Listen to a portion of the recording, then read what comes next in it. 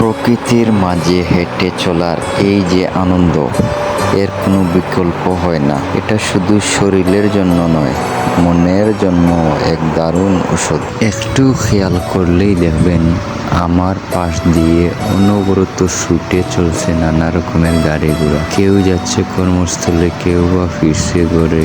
এই চাকাগুলো গর্ণের মতোই আমাদের জীবনটাও কিন্তু অনবরত ঘুরছে। মনে হয় এই গাড়িগুলোর মতো আমরাই সবাই জীবনের রেসের সন্ধানের মতো ছুটে চলছি। কিন্তু এই ছুটে চলার মাঝে যারা এই সুন্দর মুহূর্তগুলোকে উপভোগ করতে পারে, প্রাকৃতিক এই অপরূপ রূপকে চোখে মিলে দেখতে পারে, দিন শেষে তারা হয়তো আসলে সুখী।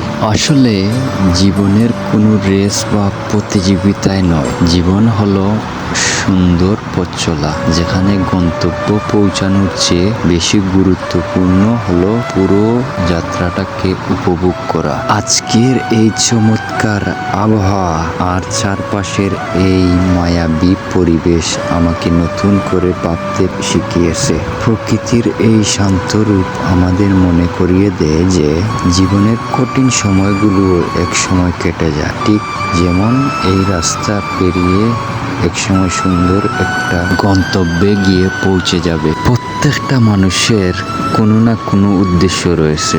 যেমন আমি বার হইছি প্রাকৃতিক হাওয়া একটু খাওয়ার জন্য, উদ্দেশ্য একটু ঘোরাঘুরির জন্য। তো একজন ভাই আসতেছেন, জিজ্ঞাসা করি, সাথেই থাকেন।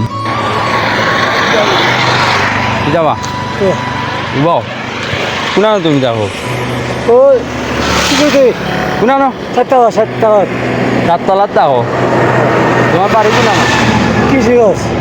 কিশোরগঞ্জ এমনি তো তোমার প্রায় সময় আমি দেখি কিটা করো, আমি কাম করি, কিটা কাম করো, মাল কাটি, কিটার মাল, লুপ কাটি, লুপ লুপ মালায় মালায়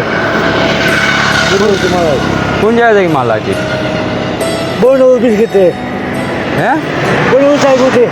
ও কোন থেকে মাল লাই? আর কোনানো কাজ করো? কারখানা। ও কারখানা আপনি? এই কারখানার নাম কিটা? কষাই কষাই বাড়ি। কষাই। ও তো বেতন উদন হতে ভাবছে, হ্যাঁ ওই বেটা।